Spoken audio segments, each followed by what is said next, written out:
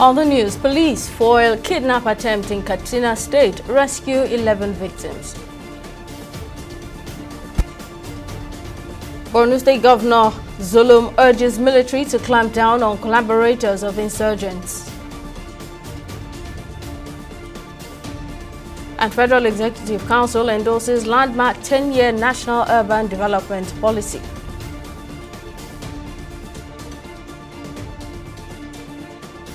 Thank you for joining us on News Now on TV 360 Nigeria. I'm Simisa Latikun. We kick off in Katsina State, where the police command says a joint security operatives now have foiled a kidnap attempt and rescued 11 victims, consisting of 9 females and 2 males. In a statement on Monday, the command's public relations officer, DSP Abubakar Sadiq, said the victims were rescued along the Damusa to Mara Dangiza Village Road in Damusa local government area of Katsina State. The police spokesperson added that the investigation is going on to arrest the fleeing suspects and prevent further occurrences. In response, the Commissioner of Police, CP Bello Shehu, commended the operatives for their uncommon act of bravery and reaffirmed the command's commitment in collaboration with sister security agencies to fight the menace of kidnapping in the state.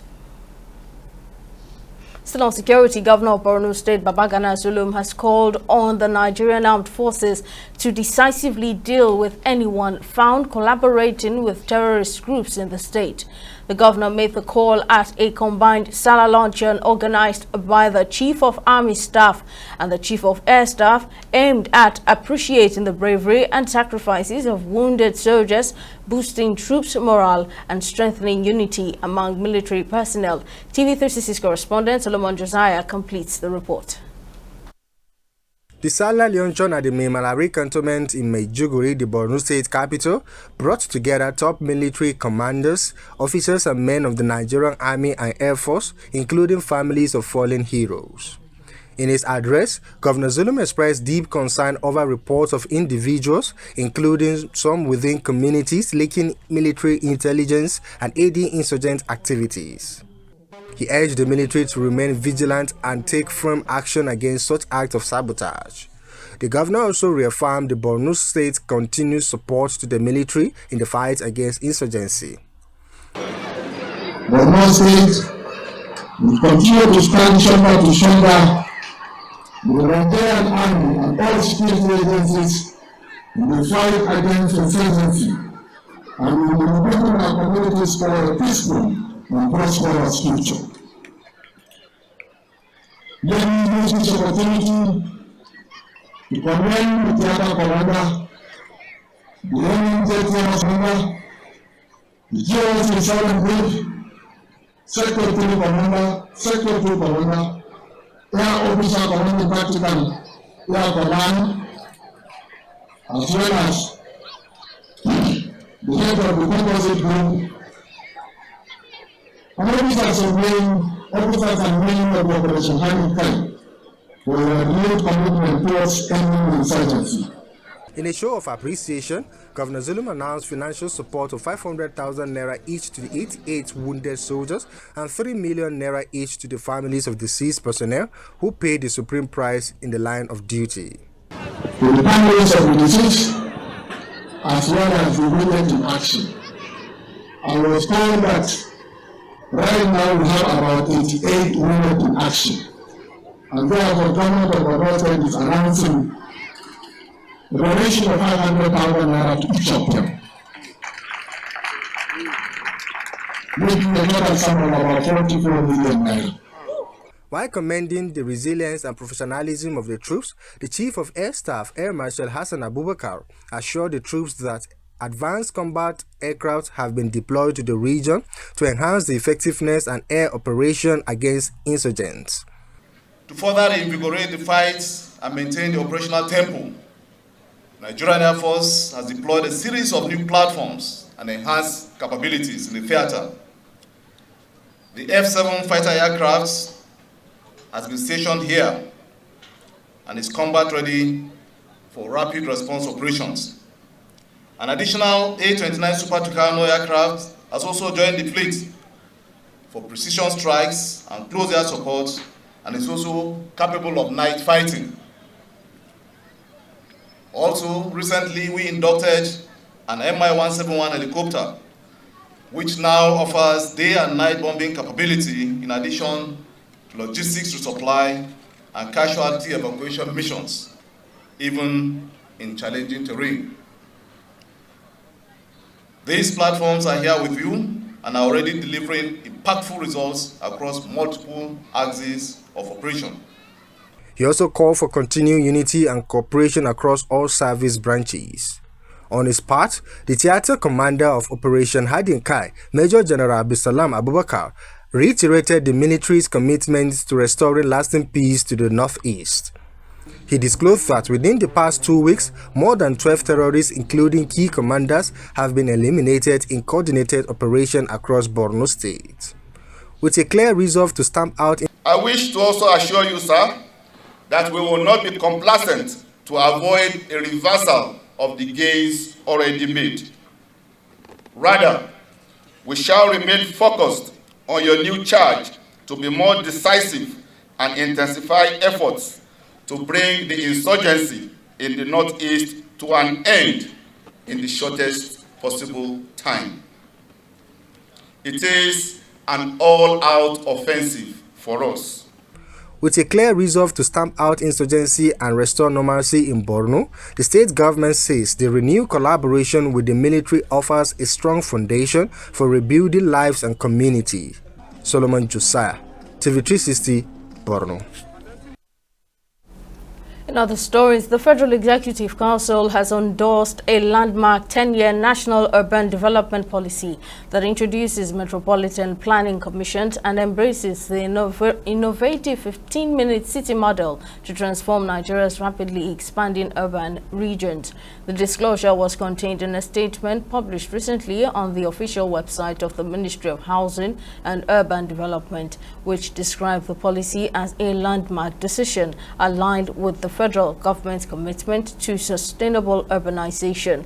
The ministry highlighted that with projections estimating that over 70% of Nigeria's population will live in urban areas by 2050, a coherent and inclusive governance structure is urgently needed to guide future growth. The statement added that the new policy aligns with President Bola Tinubu's renewed hope agenda and reflects Nigeria's commitment to the Sustainable Development Goals, the New Urban Agenda and Paris Agreement, as well as the African Union's Agenda 2063. And still in the spirit of Salah, Governor of Ebonyi State, Francis Iwefuru, has assured that his administration will continue to build a united, secure and prosperous state where people of all faiths can live in harmony and pursue their aspirations without fear or discrimination. Governor Iwefuru gave the assurance at the Executive Council Chamber's new government house in Abakaliki during the Salah homage by the Ebonyi State Muslim community to mark the 2024 Eid-el-Adha celebration. Represented by his deputy, Patricia Obila, the governor thanked them for their contributions in maintaining peace in their various communities and urged them to continue to uphold the virtues of tolerance, mutual respect and peaceful coexistence, which he says are essential for the unity and progress of the state and nation. In response, the leader of the delegation and chief imam of the Islamic Center in Afikpo, Sheikh Daud Okpani, commended the governor for appointing some Muslims into positions of authority in his administration and for sponsoring their trip to holy pilgrimage. As we are here today, we are here to celebrate you. We are here to say thank you for being part of this government. Through your prayers, your advice, and your participation in a lot of things, we are one family in Ebonyi State. And I still assure you that this government is a government that has come to include everybody. It's an inclusive government. You have said it all during your address. You have seen so many vital positions that we gave to your people. And I'm assuring you, as far as this government is concerned, more can still be done.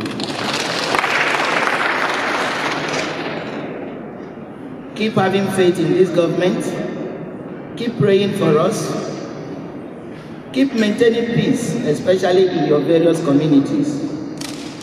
We appreciate it all, especially all the mans. You are doing very well. We appreciate the peacemaking you are making in your various communities. Without peace, all of us wouldn't have been here. And we can't take all this effort for granted. And that is why, whatever we are doing, we put you as part of us to make sure that you are part of this government, and which you are. Meanwhile, Rivers State Administrator, retired Vice Admiral Ibokete Ibas, has lamented the abandonment of Songhai Integrated Farms in Rivers State, describing it as a loss to the Nigerian economy, saying the neglect has impacted negatively on food security. Ibas said this following an extensive inspection tour of key projects in Taya and Obiakpo local government areas, including the Songhai Farms, where he promised to revitalize the facility and make it a hub for sustainable agriculture, job creation, and food security. Addressing community leaders and stakeholders, Vice Admiral Ibas expressed dismay over the underutilization of Rivers State's vast agricultural and healthcare potentials, which has brought about enormous economic loss and food insecurity. He urged the host communities to actively support reactivation efforts, adding that sustainable progress requires local ownership. Ibas also confirmed that stakeholder meetings will be convened soon to advance the Songhai Farms revival with a focus on attracting private sector collaboration. The fact remains that the state is well endowed. We have quite a lot of infrastructure that we have on ground. We have the ones that are underutilized and that need, to be ramped up, so that we can put them to optimal use. We might need manpower in some areas. We might need to revamp some of them structural-wise.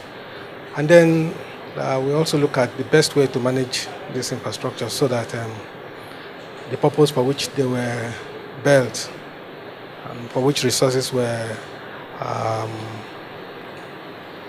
put into them can be actualized. You recall the first time we went there, we didn't have access to most of the places, and I made available resources for the PEMSEC to clear up the place so that we can have a clear picture of what the place is like. Now that we've gone there and we've seen what's on ground, I think the next thing is to get stakeholders and then our prospective investors to come in and then start talking. We'll look at what's on ground, and then decisions will be taken. Medical experts in the country have raised alarm over the growing threat of foodborne diseases, which they say are responsible for the deaths of nearly 50% of children. Speaking exclusively to TV360 Nigeria on the dangers of consuming street food, Chairman of Chidikon Medical Center, Dr. Philip Njemanze, expressed deep concern over the lack of regulation in Nigeria's food sector. According to him, the current situation is not only unacceptable but also life-threatening. Njemanze warned that the unregulated food industry is contributing to widespread health complications, including acute food poisoning, which in many cases leads to death. He called on the government to urgently overhaul the health and food safety sectors of the country to prevent further loss of lives and protect public health. It is very interesting to look at the statistics first and foremost. Foodborne diseases cause mortality in 50% of children. So that will tell you how big this is. If you look at the waterborne and foodborne diseases, they cause 50% of mortality.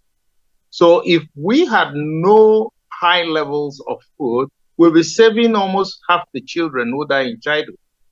So that will tell you how important this problem is. People really fall sick from it, especially children from food poisoning. The entire food sector is not regulated. They don't have proper certification. Everybody can just pack up a few things and go on the street and start frying akara and then distributing it to people. regardless of the quality of what they are doing. This is totally unregulated, and it is causing massive deaths, because you will see that the person will develop acute food poisoning after that, and then complications that follow. So this is totally unregulated.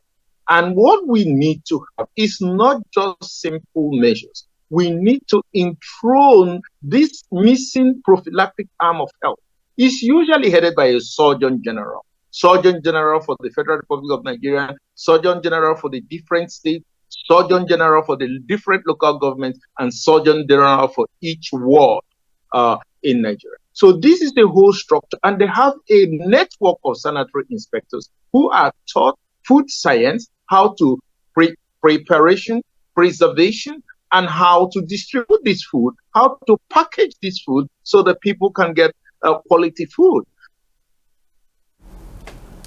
We'll take a break now. Still to come on the news, Ukraine and Russia swap first prisoners in large-scale exchange. Stay with us for details.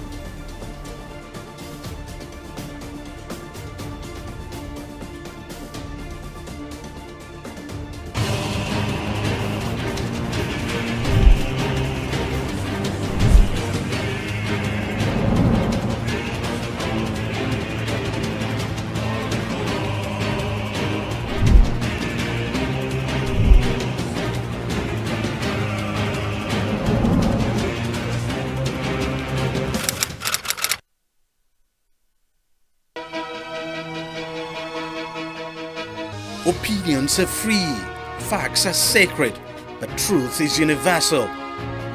How, in practical terms, can we, for instance, de-escalate the tension?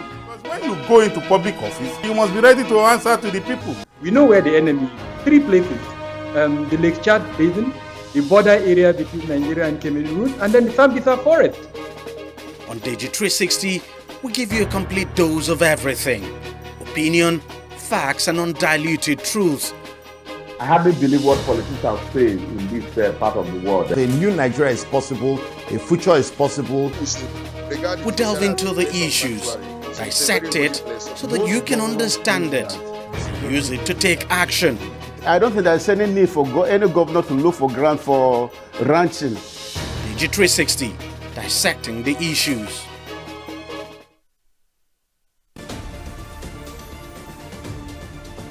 Welcome back. Here's a recap of our main stories. The Katsina State Police Command says a joint security operation has foiled a kidnap attempt and rescued 11 victims, consisting of 9 females and 2 males. In a statement on Monday, the command's public relations officer, DSP Abubakar Sadiq, said the victims were rescued along the Danmusa to Mara Dangeza village road in Danmusa local government area of Katsina State. The police spokesperson added that investigations are ongoing to arrest the fleeing suspects and prevent further occurrences. We also told you that Governor of Borno State, Babagana Zulum, has called on the Nigerian Armed Forces to decisively deal with anyone found collaborating with terrorist groups in the state. The governor made this call at a combined Sala luncheon organized by the Chief of Army Staff and the Chief of Air Staff, aimed at appreciating the bravery and sacrifices of wounded soldiers, boosting troops' morale and strengthening unity among military personnel. In case you missed any of our news bulletins, or for more updates, you can catch us on Limex World TV and AVO TV, or log on to our website on www.tv360nigeria.com. You can also follow us on our social media platforms on Twitter, Instagram, and YouTube at TV360 Nigeria, or download our mobile app on Google Play Store, Huawei App Gallery, and Apple Store, on Facebook, or at TV360 Online.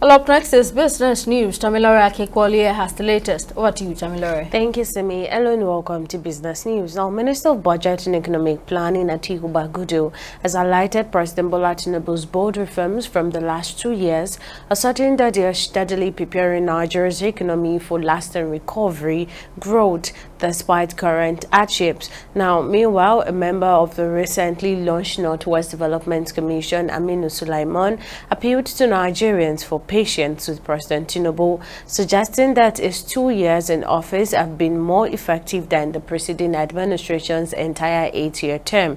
Both officials spoke after visiting President Tinubu at his Lagos home, with Bagudu emphasizing that Nigeria is beginning to see the positive outcomes of long overdue economic changes. The minister emphasized that Tinubu's administration's decision to end costly subsidies on fuel, foreign exchange and electricity was pivotal.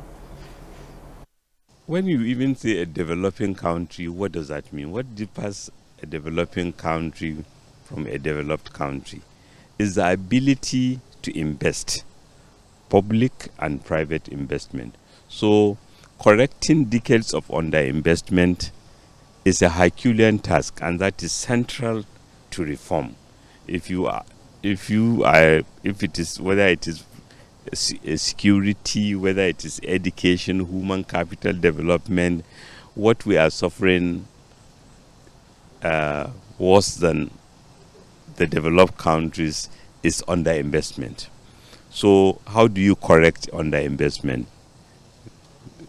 Bold and courageous leadership says that you must cut waste. Subsidies are costing us a lot of money, both fuel subsidies, foreign exchange subsidy, and even electricity subsidy. Our leader rightly took the steps that, look, let us end these subsidies while paying attention to how we can compensate those who will be affected.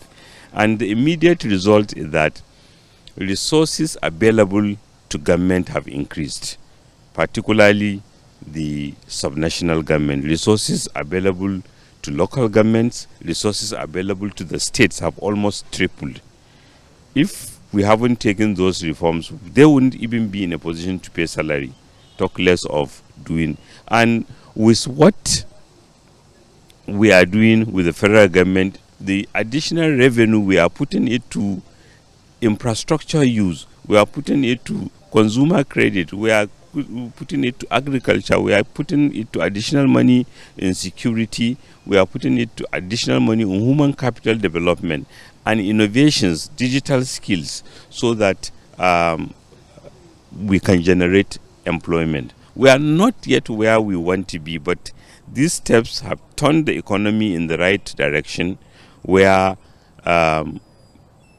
we are even seeing, because of that resurgence of confidence in the economy, private capital is coming in.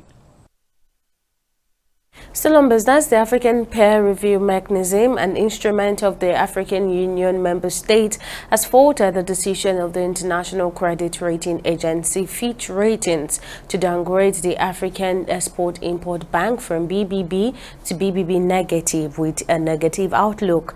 According to a statement, the APRM, which is an instrument for AU member states to voluntarily self-monitor their governance performance and provide support to African countries in the field of credit ratings, said the downgrade was based on flawed loan classification. Fitch justified its decision by citing an increase in credit risks and weak risk management policies, based on its estimate that the bank's non-performing loans stood at 7.1%, higher than the 6% high risk threshold outlined in Fitch criteria at the end of 2024. APRM in a statement expressed concerns about what it called Fitch Ratings misclassification of Afrexim's bank sovereign exposure to the government of Ghana, South Sudan and Zambia as MPLS. Well, there will be no stock market report today because of the ongoing Salah celebration. Back to you, Simi, for the rest of the news. Very much, Tamilore. And on the foreign scene, South Africa's government says it is determined to repatriate the remains of its people taken abroad during the colonial era and those who died in exile as anti-apartheid activists. The nation's culture minister, Gayton Mackenzie, told journalists on Monday that the government is in contact with foreign institutions over the return of remains of indigenous people who are regarded as among the country's first people. Mackenzie cited as a success the repatriation in 2012 of some remains who were illegally exhumed in 1909 and shipped to Austria for study. And Russia and Ukraine have swapped a first group of captured soldiers on Monday as part of an agreement reached during peace talks that appeared to be in doubt over the weekend. The deal to exchange prisoners of war and repatriate the bodies of killed fighters was the only concrete agreement reached at the talks, which have failed to lead to a breakthrough towards ending the three-year war. Russia's defense ministry also confirmed the swap was part of agreements reached on June 2nd in Istanbul. Neither side has said how many prisoners have been released. And on sports, President Bola Tinubu is set to host the Nigeria Premier Football League champions Remo Stars at the presidential villa in Abuja. The date for the Sky Blue Stars' visit to Nigeria's seat of power is, however, yet to be announced. Daniel Ogumodede's side won the MPFL title for the first time in the 2024-2025 season. And coach of Spain's men's national team, Luis de la Fuente, has said his side were already thinking about the World Cup after Sunday's Nations League final loss on penalties to Portugal in Munich. Spain led twice, but were twice also pegged back before the match went to extra time with scores locked at 2-2. Sunday's loss is the first competitive international defeat since going down to Scotland in March 2023 in a Euro qualifier. And that's it on News Now. Many thanks for watching. We'll see you again next time.